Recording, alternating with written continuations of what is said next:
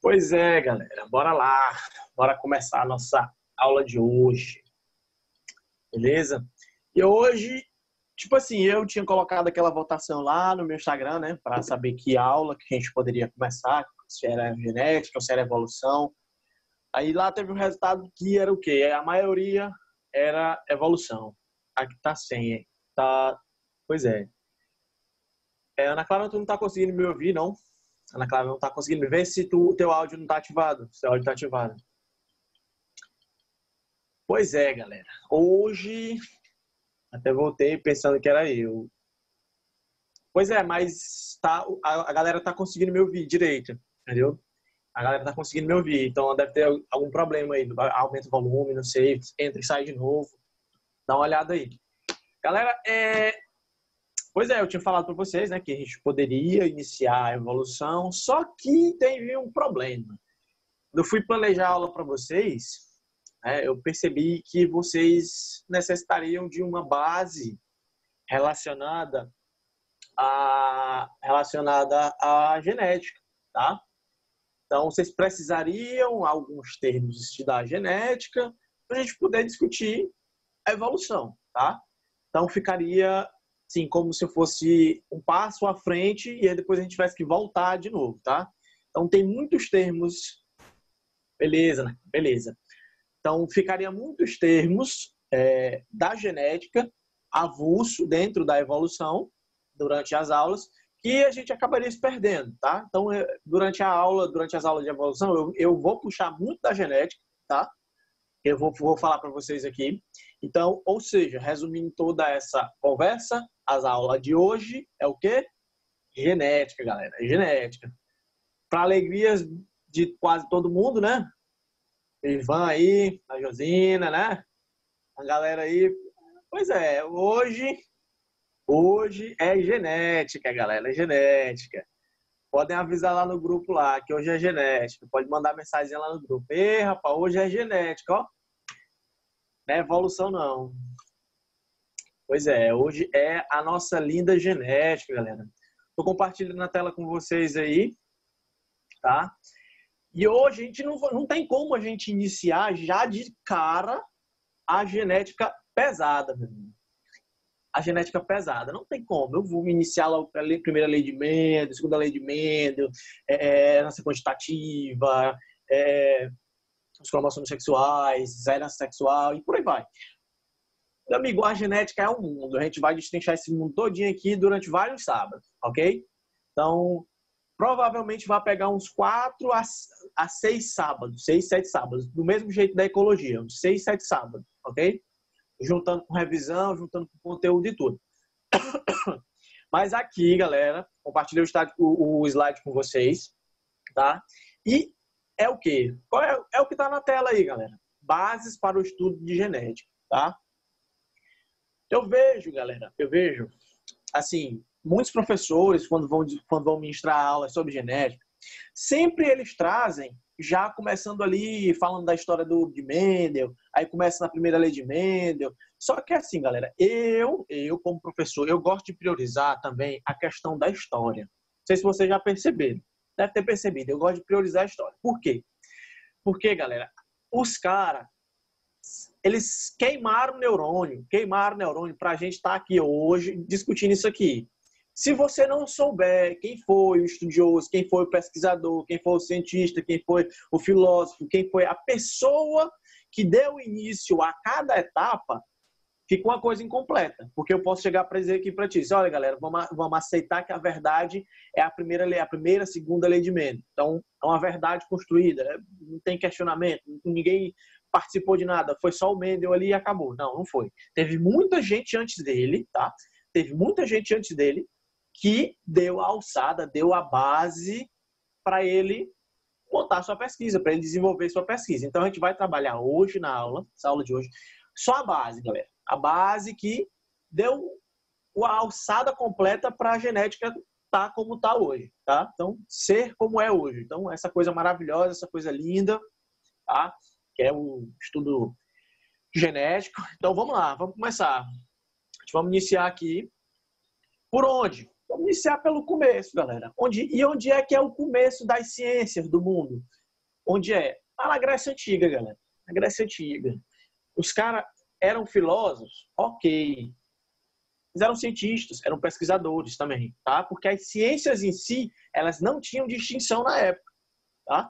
Era o quê? Era o estudo da natureza, o estudo do corpo humano, o estudo do ser humano, o estudo da mente, então por aí vai.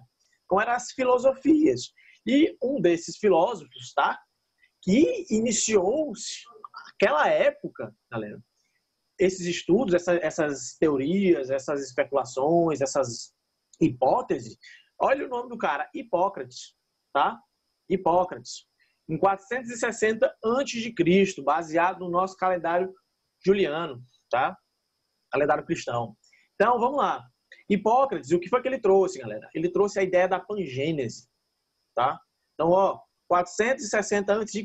já se tinha a ideia e a discussão de saber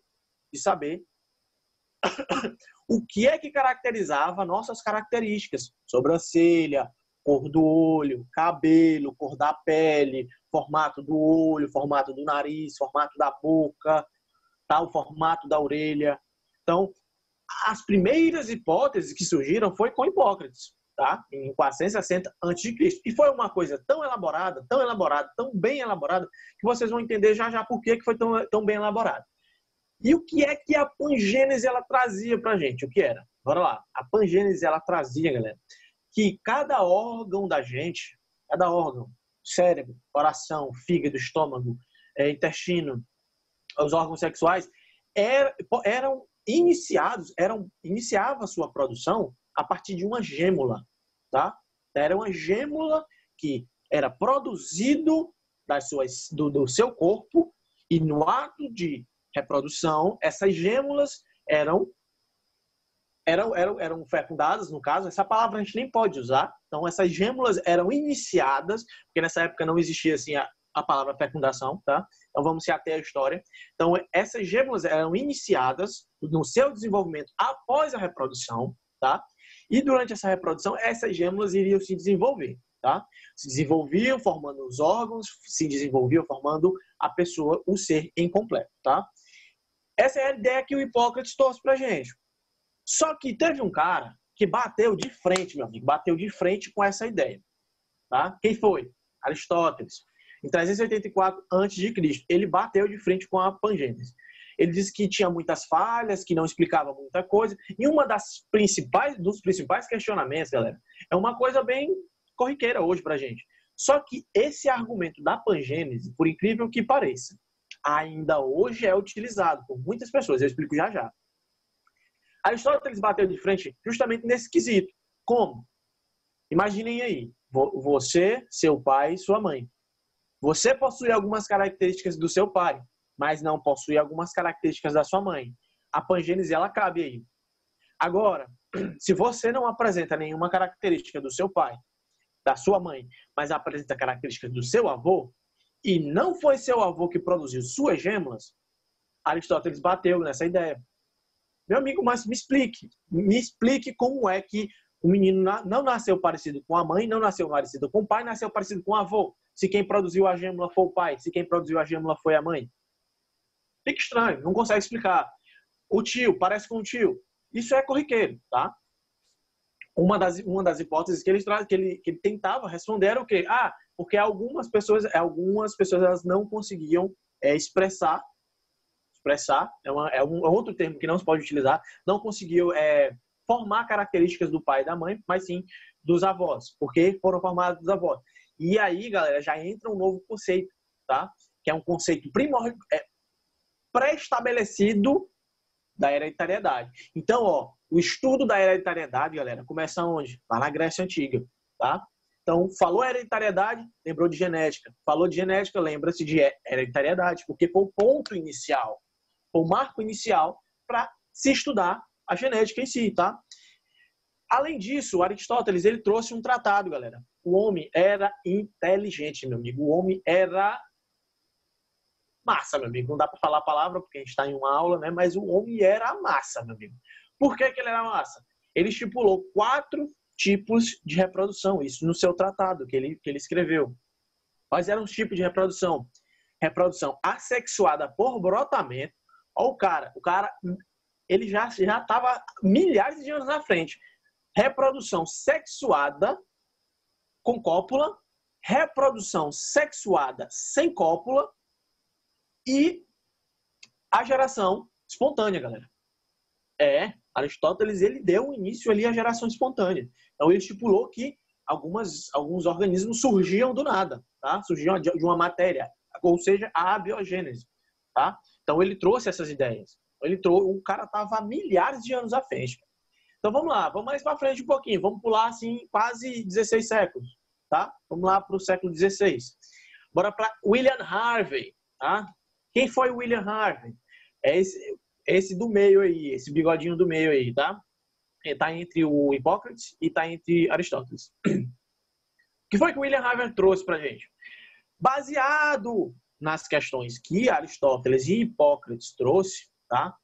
Lembrando que de uma citação, se eu não me engano, que é de Newton, é que toda ciência ela é construída nos ombros de gigantes. Eu não lembro se é dessa forma, mas é mais ou menos isso. Então, ó, Harvey, ele trouxe novas ideias, embasadas nas ideias de Hipócrates e baseadas nas ideias de quem? De Aristóteles. Então, a ciência ela é construída como uma casa. Ela precisa de uma base, tá? Então, Harvey se baseou tanto em Hipócrates quanto em Aristóteles para estipular a sua hipótese. E qual seria a hipótese de Harvey? A epigênese e a pré-formação, galera. E o que seria essa epigênese, tá? Essa epigênese, galera, ela não seria mais do que? Ela seria alguma coisa relacionada à formação do embrião, tá? Porque aí a gente já utiliza esse termo embrião, tá? Porque já foi estipulado essa época. Esse embrião era uma massa, era uma matéria, tá? Era uma matéria uniforme e homogênea, produzida pelo corpo. Então, o corpo do ser humano produzia uma matéria homogênea, tá? E uniforme, que ao realizar-se a cópula, tá? Daria origem a um novo indivíduo. Ó, já é um passo à frente à pangênese, ok? A pangênese falava de gêmulas para cada parte do corpo. Aqui, a Harvey, ele já traz o quê?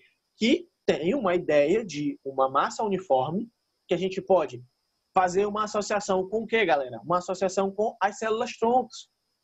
Ele já sabia que existia células-troncos nessa época? Não, não sabia.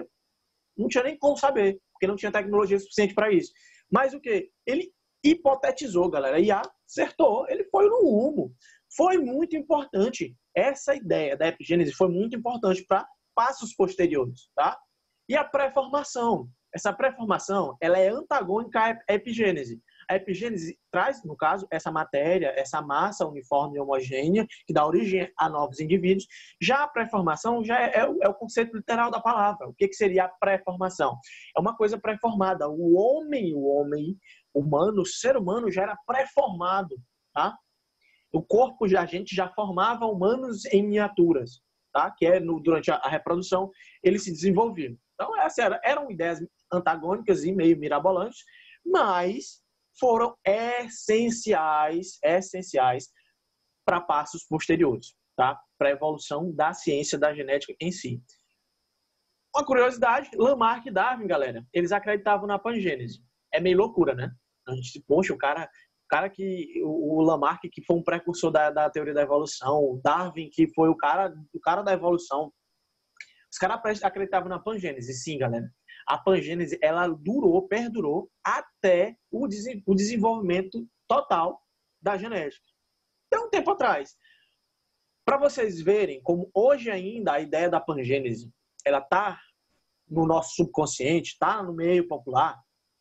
De vez em quando vocês escutam, tá lá naquele almoço de família, meio que a gente tá na quarentena, né, mas lembrei um pouquinho para trás. Aquele almoçozinho de família, tal, no domingo, reunião, aniversário, aí tá naquela mesa, tá lá teu tio, tua tia, teu avô, tua mãe, teu pai, teus primos. Aí teu avô olha assim, rapaz, tu é mesmo que tá vendo não sei quem, tu puxou igualzinho, teu jeito é igualzinho de não sei quem. Teu jeito é do teu pai. Rapaz, tu puxou todinho pro teu pai. Meu amigo, ideia da pangênese, galera. Ideia da pangênese. Ideias antigas, tá? Porque hoje a gente sabe, atualmente, a gente sabe que não existe isso. Tá? Puxou para alguém, puxou para... Não, galera, você é metade de um, metade de outro. Você tem 50% do seu pai, 50% da sua mãe, tá? Então, características que vão se expressar em relação de dominância, essa coisa mais para frente, tá? Então, a essa época aqui também não existiam essas ideias. Hoje ainda, as pessoas têm o conhecimento? Tem, mas ainda popularmente utilizam ideias, tá? Utilizam essas ideias de que você puxa mais para alguém, você tem características de outra pessoa. Então, vamos lá mais para frente e deixa eu dizer uma coisa para vocês. Tudo que eu falei para vocês aqui, hoje foi substituído, tá? Hoje foi substituído. Mas na época lá, isso era verdade, tá? Na época que esses estudos foram realizados e ganharam notoriedade, isso era uma verdade. É aquele negócio. A verdade de hoje pode não ser a verdade de amanhã, tá? A ciência, ela é mutável, tá? Ela se modifica durante o tempo. Então, nunca descarte, nunca diga que é uma verdade absoluta e nunca diga que aquilo ali, justamente, tudo é relativo, tá? A verdade, lá para eles naquela época, meu amigo, isso aí era uma luva, encaixava tudo perfeitamente. Tanto é que a pangênese, galera, durou quantos séculos? 17? Se a gente for pegar uns 500 anos antes de Cristo, 17, até o século que? Século 18. Até o século 18 a pangênese foi aceita. Então, galera, vocês podem perceber que as mudanças podem ocorrer, tá? Então, nunca digam que um cientista está errado, tá? Porque são pesquisas, galera. São pesquisas. Bora lá, agora a gente vai, como a gente viu, a galera que embasou, a galera que trouxe essas ideias, a galera que deu os passos iniciais, a gente vai para onde? A gente vai entrar diretamente no mundo da genética. Como? Passo a passo, construído, tá? Com o desenvolvimento de quê? As descobertas. Que descobertas? Galera, das principais descobertas, quais foram para dar início aos estudos genéticos? A descoberta dos gametas foi essencial, tá? Porque o começo do caminho foi por aí, tá? A relação de hereditariedade, o questionamento do ser humano de tentar entender como é que a reprodução acontecia, trouxe respostas, tá? Trouxe respostas que a genética utiliza hoje. A descoberta da divisão celular, galera, mitose e meiose, relação cromossômica, tá? Os números de cromossomo durante as divisões. Então, tudo isso, galera, foi basal, meu amigo, foi essencial. A estrutura, os genes, galera, os genes, outra coisa muito importante dentro da genética, tá? Então, a gente vai falar sobre tudo isso aí, a descoberta do DNA. Aí tu pode me perguntar, professor, por que gene está antes da descoberta do DNA? Galera, o gene, ele já era uma expressão, ele já tinha. Era uma informação que já era popularizada, tá? Já era uma hipótese, não era comprovada, mas ela surgiu antes da descoberta do DNA, tá? Vamos para frente. A descoberta dos gametas, tá? A gente vai devagarzinho, a gente vai construindo essas ideias, ok? Eu quero que vocês percebam que é praticamente uma linha do tempo. Quem foi que estabeleceu essas ideias? Quem foram os caras que trouxeram essas informações, tá? Então, a descoberta dos gametas, galera, foi essencial as ideias de quem? De Anthony Leeuwenhoek, tá? O homem nasceu em 1632 e morreu em 1723. Tá? Ele utilizou o quê? O sêmen, tá? O sêmen. Ele compreendeu que o sêmen tinha estruturas, que eram estruturas móveis, tá? Que se locomoviam, que poderiam conter informações que eram utilizadas, tá? Para reprodução, e ele acertou, tá? Ele descobriu o que mais? Que o sêmen era produzido aonde? Nos testículos, tá? Então, passo a passo, galera. E eles foram engateando, tá? Eles foram tateando as coisas no escuro, porque eles não tinham tecnologias que a gente tem hoje. Hoje, isso aí até uma criança sabe, um menino de 10 anos sabe como é uma reprodução, tá? Ele já tá familiarizado, todo mundo já sabe. Antigamente, meu amigo, era tudo no escuro. Era tudo no escuro, era tudo sombrio. Então, os caras, eles foram tateando no escuro. Então, Anthony Leeuwenhoek foi essencial, porque ele estabeleceu o conceito de sêmen, tá? Esse conceito de sêmen foi estabelecido por ele. Albert von Kolliken, outro tá? Outro que foi essencial, porque ele nasceu em 1817 e morreu em 1905, tá? Ele descobriu que foi formado nos testículos, tá? Ele estabeleceu essa relação, ele comprovou as ideias de Anthony Leeuwenhoek, tá? Leeuwenhoek, ele trouxe o passo inicial e Von Kohler, ele trouxe a informação final, ele comprovou, ele pegou as informações de Anthony Leeuwenhoek e comprovou. Ele chegou e disse, ó, tá vendo? O cara tava certo, tá? Então, é mais daquela, galera, da ciência. O quê? Que uma informação que eu trouxer hoje, ela pode ser confrontada ou pode ser confirmada, tá? Ela pode ser... É a ciência, galera. É a ciência do nosso dia a dia, ela é dessa maneira. Então, o Leeuwenhoek, ele trouxe essas ideias, foi testado, foi estabelecida por Von Kohler, que finalizou o processo e estabeleceu isso como uma verdade, tá? Carl Ernst von Baer, 1792 a 1876. Ele fez o passo oposto, tá? Se Von Kohler, Leeuwenhoek estudaram o gameta masculino, Von Baer estudou o gameta feminino, tá? Então, juntou-se uma informação, uma pesquisa que era juntou-se com a outra e trouxe um resultado muito importante, tá? Então, aquela ideia de que as pesquisas elas estão isoladas, esqueçam isso. Toda pesquisa ela pode estar relacionada ao mínimo possível, tá? Então, essas duas pesquisas elas foram realizadas em épocas diferentes, em trechos do tempo diferentes, por pessoas diferentes, mas as duas se complementavam. Tanto é que a descoberta dos gametas masculinos e femininos foi essencial, tá? Para a nossa genética. Porque a partir dessas descobertas dos gametas, foi mais um passo em direção ao quê? A genética que a gente tem hoje, tá? Outra descoberta essencial. Pronto, descobriu-se a relação de gametas, masculino e gameta feminino, que o ser humano ele era formado por células masculinas e célula feminina. Ok, tá? Mas e aí? Tem mais coisas para se perguntar em relação a isso? Tem. Porque o estudo celular, galera, foi muito essencial nessa época. Por quê? Walter Flemming nasceu em 1843, morreu em 1905. Esse lindão aí de óculos, barbudo, tá? A barba dele é do tamanho da minha. Mentira. Né? Palhada mais do que não sei o quê. O que foi que ele fez, galera? Visualizou os cromossomos. O primeiro cara, meu amigo, o primeiro cara a estipular, teoricamente, que existiriam estruturas que eram responsáveis por estabelecer essa relação de características que traziam informações foi Walter Flemming. Ele visualizou esses cromossomos durante a divisão celular. Ele olhou e disse, olha, rapaz, tem uma estrutura aqui que ela se separa e se duplica, se multiplica durante a reprodução, durante a divisão da célula. Como é que isso acontece? Tá? E ele foi estudar, ele foi percebendo que durante algumas fases da reprodução, como está na animação aí que eu coloquei para vocês, que esse GIF, ele mostra durante a reprodução, durante a divisão das células, que esse material ele era duplicado, que ele se dividia, tá? Que ele se esticava, se condensava. E isso foi um fator importante. Tá?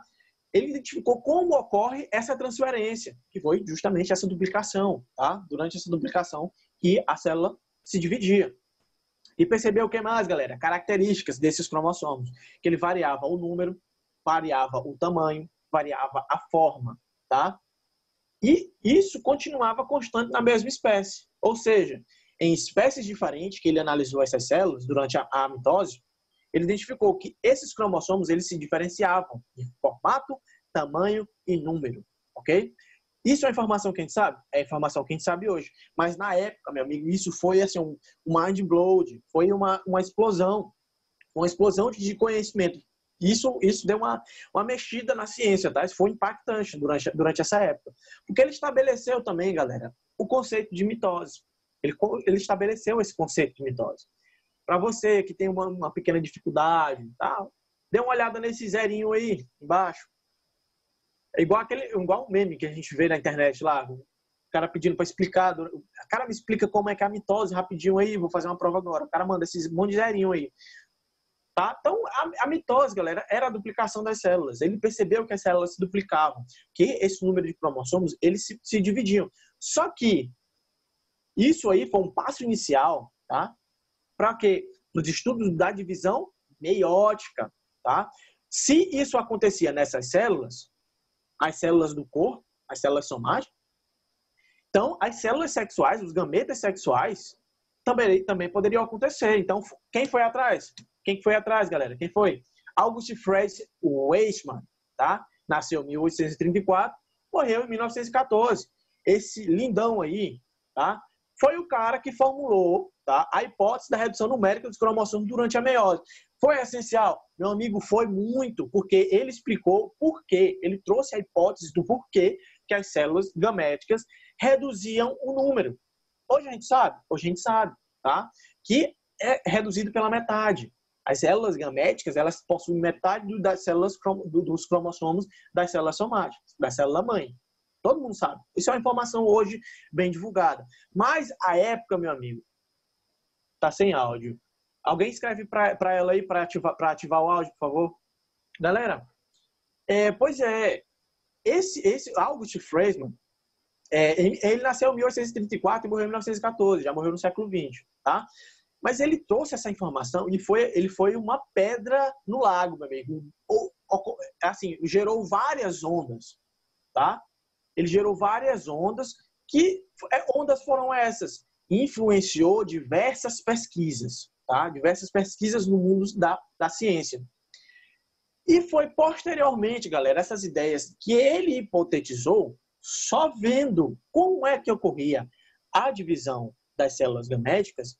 Isso, galera, imagine, vocês verem essas células se reproduzindo naquela época com materiais, com equipamentos rústicos, com microscópicos bem rudimentares, tá? Então, não tão tecnológicos quanto o que a gente tem hoje. O cara estipulou isso, cara. O cara hipotetizou essa ideia.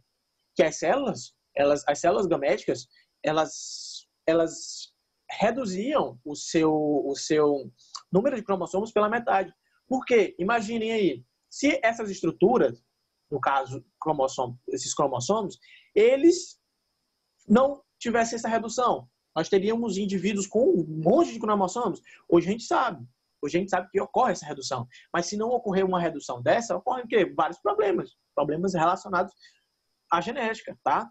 Então, assim, essas ideias, essas hipóteses do August Fred Weismann, ele foi confirmado posteriormente, tá? Depois ele foi confirmado com o desenvolvimento da tecnologia, tá? Esse desenvolvimento da tecnologia foi essencial para confirmar essas hipóteses. Aí tu me pergunta, professor, tinha outras hipóteses? E tinha várias outras hipóteses. Eram erradas? Não, não eram erradas. Elas não eram acertadas, elas não tinham um caminho comum à realidade que a gente tem hoje, mas havia outras hipóteses, tá? Então, havia outras hipóteses. A resposta para a manutenção numérica dos cromossomos nas espécies, justamente, foi confirmado essa ideia, tá? Que é essa manutenção numérica dos cromossomos das espécies. Isso é que mantinha todos os cromossomos das espécies, tá? Nós temos 46, então, durante a reprodução gamética, eles eram reduzidos pela metade, e se juntava 26, 23 do pai e 23 da mãe, e formava um novo indivíduo. Então, essas ideias elas foram posteriormente confirmadas. Mas imaginem aí, galera, o cara, gênio desse, só vendo células se dividindo, estruturas se dividindo, hipotetizar uma resposta dessa, tá? Então, vamos mais para frente, vamos dar uma olhada mais em relação ao que essas ideias e os cromossomos estavam relacionados à hereditariedade. Tem esses três cabos aí, esses três caboclos, meu amigo, os caras também eram incríveis. As ideias que eles trouxeram também foram essenciais. Walter Sutton e Thor Bouvier, em 1902, eles trouxeram o quê? Com o experimento, eles estipularam que os cromossomos estavam ligados com as características. Eles comprovaram, tá? Eles trouxeram umas novas informações em relação a os cromossomos estarem ligados à reprodução e às características hereditárias. Então, ó, já nessa época, já tinha ideia de estruturas celular, ok? Algumas estruturas celulares, algumas organelas. Só que tinha as estruturas que eram os cromossomos, que eram um suprassumo, que era uma coisa que ainda era bem nebulosa, ainda não eram bem estudados. Então, esses dois aí, Walter Sutton e Thor Bouvier, eles trouxeram com experimentos, com marcações tá? Com marcações moleculares, eles trouxeram essas respostas. Ah, que estava ligado, sim, os cromossomos estavam ligados, sim, tá? À relação de hereditariedade. Foi confirmado por quem? Quem foi? Os caras trouxeram as ideias. Ó, eu trouxe experimento, vou demonstrar meu experimento, Walter e Theodor, vou confirmar, vou trazer esse meu experimento. Mostrei para vocês. Vocês acreditaram? Paz, calma aí. Eu vou procurar outra pessoa para me confirmar. Quem foi essa outra pessoa? Thomas Hunt. Tá? Thomas Hunt, em 1910, ele confirmou com a famosa mosca das frutas, galera. Esse experimento das moscas da fruta, que é a melanogastrix, eu não lembro o nome dela mais. Não lembro. Então, é aquela mosquinha do olho vermelho. Dificilmente a gente vê ela aqui no Nordeste, tá? Dificilmente. A gente não vê muito ela aqui no Nordeste, não. Então, a gente vê as nossas mosquinhas pretinhas mesmo. Então, mas essa mosca da fruta, ela foi utilizada por quê? Porque ela tinha poucos cromossomos, tá? O número cromossômico dela era menor. Então, se tem um número cromossômico menor, então você consegue realizar estudos mais eficientes. Então, ainda hoje, ela é utilizada para muitos estudos relacionados à genética. Então, ela se tornou um clássico, tá? As moscas da fruta, elas se tornaram um clássico em relação aos estudos genéticos. Tem um exemplo de um professor, não sei se vocês conhecem, o professor Williams, que ele é da Equação Certa, do Colégio das Irmãs e do IFP. O doutorado dele, se eu não me engano, foi relacionado às moscas. Ele perdeu uma boa parte desse doutorado dele, esse estudo genético dele. Por quê? Porque a estufa que mantinha essas moscas vivas, ela teve uma pane elétrica, aumentou a temperatura da estufa e matou todas as moscas do experimento dele. Ou seja, ele perdeu um doutorado, galera. De 4 anos ele perdeu. Ele estava com 2 anos de doutorado, ele acabou perdendo por uma falha dessa estufa. Então, a pesquisa, ela é dura, meu amigo, a pesquisa, ela bate pesado, tá? Eu trabalhava com morcegos. As minhas pesquisas trabalhavam com morcegos e animais atropelados. A BR-343. Vamos ver o que, galera? A gente vai ver o que? As estruturas do cromossomo, tá? E que estrutura é essa, galera? Estrutura dos cromossomos. Elas foram elucidadas com o passar do tempo, com o desenvolvimento da tecnologia, desenvolvimento dos microscópios, tá? Das tecnologias de microscopia. DNA, já nessa época aqui, o DNA já era descoberto? Não. Mas, quando a gente for falar de estrutura dos cromossomos, a gente tem que falar do DNA, porque ele já era o quê? Hipotetizado. O DNA ele era hipotético, que era uma estrutura menor, tá? Que continha informações, um código, continha informações, continha dados, continha alguma informação, que poderiam ser proteicas, que poderiam ser bases nitrogenadas, que poderiam ser aminoácidos, que poderiam ser N coisas que foram hipotetizadas durante vários e vários anos. Tá? E o que seria esse DNA? O que seria o cromossomo em si? A gente vai fazer o processo inverso. Tá? Do DNA, a gente, quando está desenrolado a estrutura, a gente nomeia de DNA. Quando ele está junto com um agregado proteico, que seriam as histonas, tá? Que o DNA se enrola nessas histonas. Professor, por que o DNA vai precisar se enrolar nessas histonas? Galera, sabe por quê? Porque o DNA, a gente já sabe que é informação genética, que é para a reprodução das células, reprodução gamética, a reprodução dos seres humanos, para a manutenção da estrutura do organismo, tá? É uma informação essencial para a produção de proteínas e por aí vai, tá? Ou seja, ela se enrola para se proteger, tá? Então, o DNA ele vai se enrolar para se proteger. Essa estrutura helicoidal, ela foi descoberta mais à frente, que a gente vai falar ainda. Mas as histonas, elas foram descobertas antes, tá? Esse agregado proteico, elas eram essenciais para a manutenção, tá? Do DNA, para a manutenção da informação genética, para a proteção dessas informações, tá? Esse agregado proteico, juntamente com as informações do DNA, com o nosso ácido desoxinucleico, se tornavam o quê? Um conjunto de 8 histonas, tá? Com o DNA enrolado, se tornavam o quê? Os nucleossomos, tá? Esses nucleossomos seriam estruturas, tá? Em conjunto de 8 histonas, juntamente com o material do DNA enrolado, tá? Enovelados, eles todos enroladinhos, tudo juntinho ali, justamente para garantir a proteção, tá?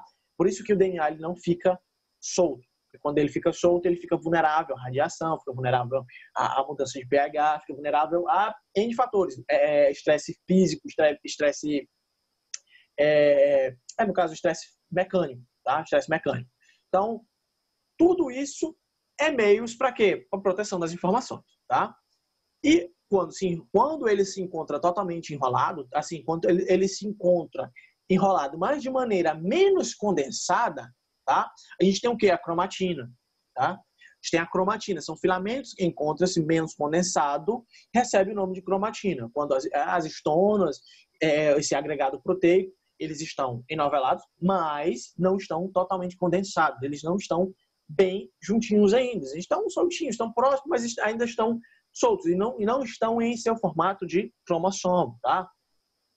Ou seja, quando ele está na forma mais condensada, tá, galera? Quando o composto de histonas enrola-se sobre si diversas vezes, se enrola, parece aquele fone de ouvido que a gente está no bolso da gente, a gente não sabe como foi que se enrolou, a gente passa um ano para desenrolar. É mais ou menos essa ideia, tá? O cromossomo é esse composto de histonas que enrola-se sobre si diversas vezes, tá? Justamente para formar essa estrutura condensada de proteção das informações genéticas, tá? Que é nosso material genético. Ou seja, se tu tem uma informação e ela é perdida, se tu perde essa informação, o que acontece? Já era, meu garoto. Tu vai lá no teu Windows, no teu disco C, lá no computador, vai lá no disco C, pasta Windows, System 32, aí tu apaga ela, o que acontece com o teu Windows? Tela azul. Mentira, galera. Tu vai tentar apagar o System 32, o sistema vai tentar se proteger. Como? Evitando que tu apague aquelas informações, bloqueando tu de apagar essas informações. E a gente tem essas estruturas? Tem. Essas estruturas de proteção justamente são as histonas, tá? São essenciais. Ela é como se fosse o nosso salvaguarda, tá? Só que mesmo assim a gente ainda sofre com influência da radiação, influência do meio, tá? Toma água aqui, galera, rapidinho. Pronto. Pois é, galera. Então, ó, igual o que eu falei para vocês, tu vai lá no teu Windows, tu tenta apagar as informações da tua pasta Windows System 32, tu não vai conseguir apagar, porque tem estruturas que vão tentar te proteger, da mesma maneira com nossas informações genéticas, ok, galera? Então, vamos lá, vamos mais para frente. Vamos dar uma olhada no conceito de gene, galera. Gene. Antes do DNA ser elucidado, hipoteticamente o gene já era uma ideia aceita, tá? Antes de ser elucidado, a estrutura do DNA, tá? A estrutura helicoidal, as bases nitrogenadas, adimina, timina, citosina, guanina, uracilo, por aí vai. Antes disso, já era já era hipotetizado as ideias de quê? Gene, galera. O termo gene, ele foi proposto por quem? Wilhelm Ludwig Johansen, em 1909, antes do surgimento da biologia molecular. Antes da biologia molecular começar com o Watson Crick e Rosalind Franklin, que a gente não pode esquecer dela, tá? Então, antes da biologia molecular ter início, o termo gene já foi estipulado em 1909, tá? Já tinha sido estipulado, que era uma informação clássica, que na informação, na genética clássica, era o quê? Era definido como um fator que continha informações para expressar as características. Ou seja, então, ó, antes de descoberta do DNA, da comprovação da descoberta do DNA, já existia a ideia do gene, galera. Já existia que o quê? Tinha informações que definiam nossas características. Isso baseado em quê? Todas as informações que a gente já passou. Como é que as células se reproduziam, como é que a mitose acontecia, como é que a meiose acontecia, redução numérica dos cromossomos, tá? Que estrutura, o cromossomo possuía informações, estava relacionado com a hereditariedade, estava, mas só que abaixo do cromossomo tinha informações menores do que o cromossomo. Então, o cromossomo possuía informações. E essas informações foram denominadas de quê? De gene, galera. Então, vocês conseguem montar uma linha de raciocínio aí? Então, espero que sim. Espero que a linha de raciocínio de vocês esteja conseguindo ser montada. Porque a linha de raciocínio é essa, tá? Só que ainda falta uma estrutura, que é o nosso DNA, tá? E posteriormente foi ampliada, galera, com as descobertas que mudaram a genética para sempre. Pronto. Lembrem que quando a gente está falando de evolução, que a gente fala que a ciência da biologia era uma antes da evolução e é outra depois da evolução, aqui do mesmo jeito. Aqui, galera, vocês estão acabando de passar de um marco histórico dentro da ciência da biologia, tá? É um marco histórico. O que é um marco histórico? É algo que marca a história e uma mudança. Então, a mudança da biologia, a mudança dos estudos da biologia foram a partir daí. Começou uma bagunça? Começou uma bagunça. Começou uma bagunça. Depois ela foi sendo arrumada. Ainda hoje tem bagunça? Ainda hoje tem bagunça. Porque dentro dos estudos genéticos ainda é tudo meio assim complicado de se afirmar, tá? Mas está evoluindo, tá indo com o tempo, tá passando com o tempo, essas estruturas, esses estudos estão se tornando mais eficientes. Mas a partir daqui, galera, a partir do próximo slide, a gente já vai ter esse marco, a gente vai ter essa mudança dentro da história da biologia, que é a descoberta do quê? Do DNA, tá? Essa descoberta do DNA, ela foi essencial, foi extremamente importante para o desenvolvimento das ciências biológicas, tá? Por quê, galera? Porque até então a ciência biológica ela vivia muito na questão das hipóteses. Ainda hoje as ciências biológicas elas são batidas, apanha em relação à física, apanha em relação à matemática, apanha em relação à química, apanha. Porque a biologia ela tem muita nomenclatura que não é muito bem definida, hipóteses não muito bem estabelecidas, tá? Não muito bem comprovadas, por aí vai. A gente tem consciência, todo professor biólogo, todo biólogo tem. Se ele chegar para te dizer que a biologia ela é uma ciência perfeita, tá mentindo, tá? Então a biologia ela tem seus defeitos, justamente nessa questão, porque é uma ciência que está sendo desenvolvida, galera, assim, intensamente do século XX para cá, tá? Então, assim, de forma mais eficiente. Do século XX para trás, era muita hipótese, era muita especulação, porque a gente necessita de quê? Necessita de muito material tecnológico, de muita tecnologia para elucidar as hipóteses que a gente tinha estipulado antigamente. Quando eu falo a gente, eu falo como pesquisador, tá, galera? Eu fui pesquisador aí um tempo, durante a graduação. Bora lá, bora pro DNA, galera. DNA. Com os estudos de Watson e Crick em 1952 e a essencial ajuda de Rosalind Franklin, tá? A genética nunca mais foi a mesma, tá? Nunca mais foi a mesma. Só que tem uma treta nessa história, e todo mundo acho que já sabe. Que Watson e Crick, eles foram cara de pau, e não colocaram o nome da Rosalind Franklin aonde? Nos estudos, na publicação. Por quê? Porque esses dois utilizaram essa imagem que vocês estão vendo aí, dessa refração do DNA, utilizada por quem? Feita por quem? Quer dizer, feita pela Rosalind Franklin. Ela não sabia o que era isso, ok. Ela não tinha ideia do que era aquilo, tá? Mas sem isso aí, a estrutura do DNA não teria sido elucidada, tá? Porque Watson e Crick eles já estipulavam que o DNA ele era duplo, ele tinha bases que se ligavam, ele já tinha estrutura, já tinham as ideias que essas estruturas elas eram ligadas, que formavam pontes, que formavam estruturas e ligações, tá? Que isso aí eram o quê? Eram informações, tá? Eram informações que eram como é que é o nome da palavra? Mas eu esqueci o nome da palavra, mas eram estruturas que eram ligadas em si, tá? Que eram informações que codificavam, eram códigos, tá? Eram códigos que formavam uma estrutura denominada dupla. Era uma estrutura dupla. Eles tinham certeza que era uma estrutura dupla, tá? Mas eles não tinham certeza de como era essa estrutura. A partir do momento que eles utilizaram e viram essa radiografia do DNA feita por Rosalind Franklin em cima da sua mesa, do seu laboratório, tá? Porque eles eram contemporâneos, eles estudavam ali na mesma universidade. e no mesmo laboratório. Tá? Quando ele percebeu, que ele viu essa estrutura, ele teve o insight, ele teve ali o brilho do gênio. Tá?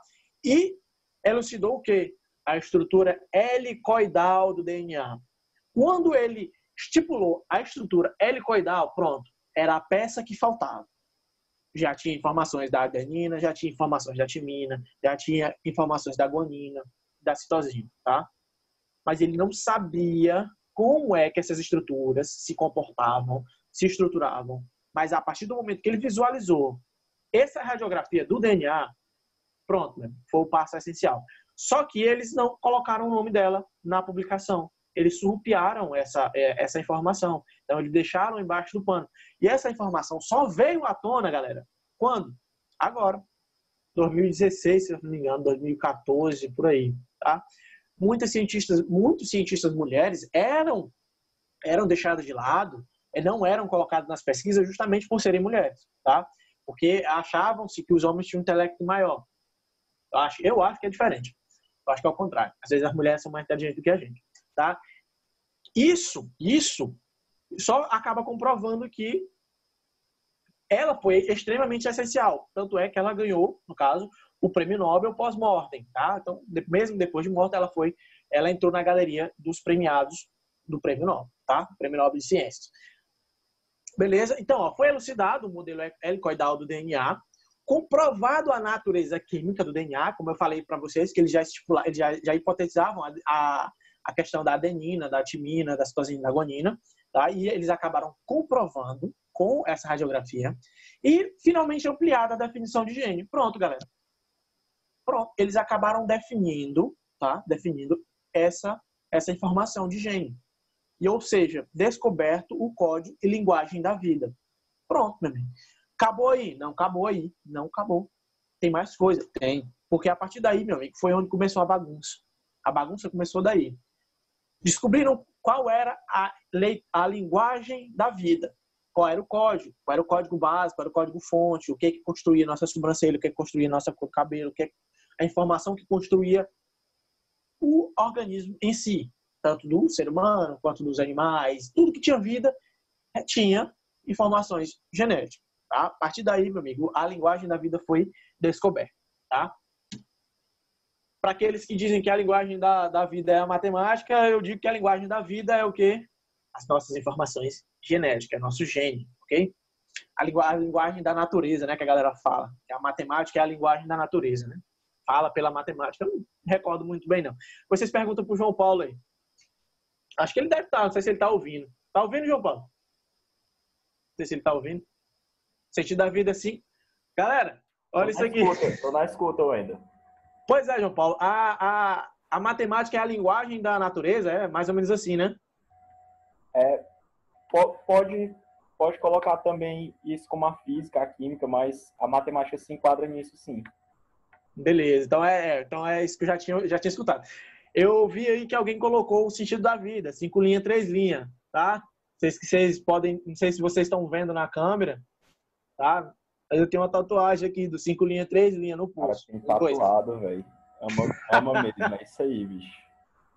Eu tenho no 2 pulsos aqui o 5 linhas, 3 linhas. A fita molde e a fita anti-molde. Tá nos 2 pulsos aqui, ó. É sério.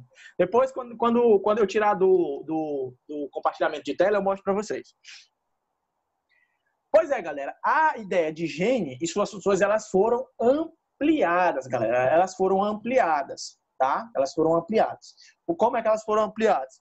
Porque a partir daí que foi elucidado, né, as moléculas do DNA, que assim, atualmente, como é que se define hoje, como é que se define o que é o gene? Segmento de molécula de DNA, ácido desoxirribonucleico, responsável pelas características herdadas geneticamente, tá? Cada gene é composto por uma sequência específica de DNA, que contém um código, instruções, no caso, para produzir uma proteína que desempenha uma função específica do corpo. Ou seja, galera, essas informações, esses A, T, C, G aí, são informações genéticas. São informações genéticas que vão o quê? Codificar o quê? Proteínas. Ou seja, quando alguém chegar para você e dizer, irmão, mas tu é feio, não diga assim, galera, cara, eu não sou feio.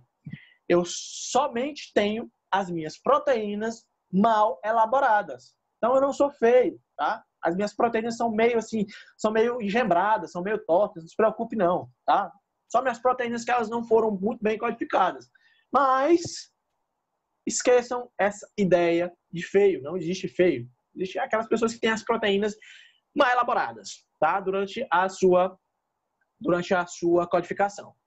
Eu vi uma definição que gene é um trecho de DNA que codifica proteínas. Perfeito, perfeito, irmão. É a mesma definição, tá? Porque, assim, essa sequência genética, vocês podem ver, né, nessa imagem aí, vocês podem ver o DNA, ok? Vocês estão vendo a estrutura do DNA. Nessa estrutura do DNA tem um segmento de um gene, que é o gene 1, tá? E tem um segmento que é o gene 2. Vocês podem ver que está ampliado a estrutura do gene 2, as ligações da estrutura helicoidal do DNA. A gente tem as duplas, CG, AT, GC, TA, TA, AT, tá? Então, essas informações elas vão ser codificadas, vão ser lidas.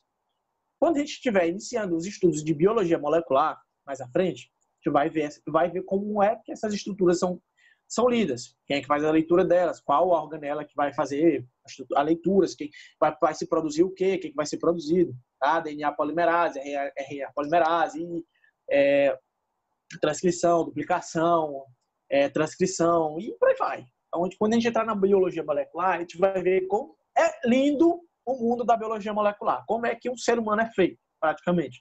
Como é que uma célula é feita, como é que uma estrutura proteica é montada, tá? Então, galera, bora mais para frente que nossa aula tá no finalzinho, beleza? Vocês conhecem esse projeto? Projeto de Genoma Humano? Alguém aí conhece? Eu já leu sobre ele? Projeto de Genoma Humano. Galera, nunca vi, já viu, Vitor já viu, ok. Galera, esse projeto de Genoma Humano foi uma loucura. Loucura, galera, loucura. Por quê? Porque era uma disputa científica. Era uma guerra fria científica, ok? Uma guerra pelo domínio do conhecimento, ok? Loucura é pouco. Galera, antes da elucidação do genoma humano, antes do mapeamento genético, antes da descoberta do genoma humano, outros organismos foram mapeados geneticamente, tá? Para vocês verem. Eu tava durante quando eu estava montando a aula para vocês aqui, eu encontrei uma reportagem da Folha de São Paulo de 1998 falando sobre esse projeto, tá? Que era coisa assim mirabolante, era uma coisa considerada na época, tá? Tipo assim, loucura, porque o investimento de 3 bilhões, galera, 3 bilhões de dólares, tá? 3 bilhões de dólares, $1 por cada nucleotídeo, era uma loucura. Era um investimento assim acima da média, era coisa que nem na guerra tinha tido tanto investimento por parte dos Estados Unidos, que foi o encabeçador dessa pesquisa, tá? Mas deixa eu explicar para vocês. Antes disso, antes do projeto Genoma Humano, teve outros organismos que foram geneticamente mapeados. Quais foram? Algumas bactérias, tá? Por que bactérias? Amigo, porque eram organismos que continham poucas informações. Alguém quer falar? Alguém ligou o microfone? Desligou. Pois é, galera. Deixa eu explicar para vocês. Essa ideia, tá, de mapeamento, ela começou nesses organismos, tá? Nas bactérias, porque era mais fácil, era mais simples. Então, você não precisava de passar por conselho de ética, você não tinha uma burocratização do processo, você também não teria tanta dificuldade, porque a quantidade de nucleotídeos era menor, tá? Chegava a 1.000, 1.200, 1.600 nucleotídeos, eram coisas menores, bem menores. Então, esses mapeamentos começaram a partir do momento que foram elucidados, lá em 1952, por Watson Crick, a estrutura do DNA, tá? A partir dali veio-se estipulando como é que os organismos bacterianos, as bactérias, elas possuíam esse material genético. Então, eles foram estudar, foram mapear e foram identificar, sim, literalmente, o seu código. Eles conseguiram identificar esses códigos.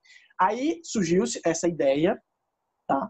Essa ideia, eu falo para vocês que é uma ideia boa, porque é muito boa, porque a partir do genoma humano, do projeto Genoma Humano, muitas doenças hereditárias foram identificadas, tá? e com possíveis tratamentos futuros, que ainda estão sendo estudados. Beleza? Então, ó, bora fazer a leiturazinha rápida aqui. O Projeto Humano, ele foi o quê? Ele foi estipulado pelo Departamento de Energia dos Estados Unidos, tá? Então, foi o principal interessado, tá? Nesse descobrimento, nessas ideias. O investimento foi 3 bilhões de dólares, por nucleotídeo. O início começou quando? Começou em 1990 e terminou quando? Em 2005. Eu acho que não sei se tem a galera que é tudo de 2000, né? Então, vocês aí, é tudo de 2000. Eu nasci em 93, eu nasci depois que iniciou o projeto. Então, vamos lá. Publicação da primeira versão em 2001 e a conclusão em 2003, tá? A participação, olha os países que participaram aí, galera. Olha o tanto de país que participou. Estados Unidos, Reino Unido, Japão, França, Alemanha e China. Só que um desses aí, galera, 2 desses países aí foram, antes de participarem desse projeto, eles disputavam essas informações, como eu falei para vocês. O dono da Sony Entertainment, que é a dona que produz os PlayStation, que é a dona dos direitos dos direitos do Homem-Aranha, que eu tô doido que ela venda logo esse direito para a Marvel, a gente tem o Homem-Aranha incompleto, mas o dono da Sony, galera, ele investiu um dinheiro pesado numa universidade do Japão para eles conseguirem passar na frente dessa galera, para conseguirem chegar primeiro, conseguirem ter esse santo graal da biologia molecular, que é o genoma humano. Então, ó, a galera que publicou essa informação aqui, obteve todas as informações do genoma humano, galera, eles estão no hall de cientistas mais importantes da história, tá? Eles estão lá na prateleira mais alta dessa galera, tá? Os caras que descobriram isso aí, os caras que mapearam o genoma humano. Beleza? E o quê? Outra coisa que eu quero falar para vocês. Esse procedimento, galera, esses procedimentos, eles foram feitos como é que eles foram feitos? Nós temos a glândula pituitária, tá? Essa glândula pituitária fica bem no meio da cabeça da gente aqui, bem no meio da nossa cabeça. E eles utilizavam essa glândula pituitária de pessoas mortas, para tirar uma enzima que auxiliava na identificação desses nucleotídeos. Só que, para pegar de gente morta era complicado. Eles pegavam de quem? Eles pegavam de animais mortos, tá? Então, eles tinham que abrir a cabeça dos animais, pegar essa glândula pituitária, extrair essa enzima e por aí vai, meu amigo. Era loucura. Os caras faziam coisas absurdas para conseguir realizar esse projeto de genoma humano, para finalizar ele, porque era um investimento massivo dos Estados Unidos e uma cobrança era imensa. As farmacêuticas, galera, as empresas farmacêuticas, elas pressionavam demais. Por quê? Porque a partir do momento que foi elucidado o genoma humano, muitos remédios eles foram modificados, as suas estruturas foram modificadas. Por quê? Para atender pessoas geneticamente diferentes, tá? Então, a diferença genética que cada um possuía, essas farmacêuticas se utilizaram dessas informações. Então, essa matéria da Folha, de 1998, ela traz isso, essa ideia das farmacêuticas. Por que as farmacêuticas estavam por trás disso? Aí tem as especulações como é o nome daqueles, da conspiração e por aí vai, que era para a produção de ser humano. Amigo, essa época de 1999 até 2005, a gente ouviu tanta coisa. Aí teve a Dolly, a ovelha Dolly. A ovelha Dolly foi clonada. Meu amigo, aí, vão clonar o humano, vão fazer o humano, daqui a pouco o humano está nascendo dentro do laboratório. Galera, aí teve sanções de países com governos religiosos. Então, a religião entrou em questão, aí entrou a ética, a bioética. Meu amigo, foi uma confusão até hoje ser estabelecido que era uma pesquisa essencial para o quê? Para a elucidação de várias doenças genéticas, tá? Doenças genéticas que hoje ainda assolam a nossa população humana. Então, galera, a gente viu toda essa informação, tá? Toda essa ovelha Dolly. A gente viu toda essa informação. Isso foi a base, tá? Essa é a base para nossa biologia, para nossa genética. Então, a próxima aula a gente já começa valendo. E eu quero agradecer pela participação de vocês hoje. Galera, valeu. Boa tarde para todo mundo e eu vou almoçar agora. Então, vou mandar lá no grupo lá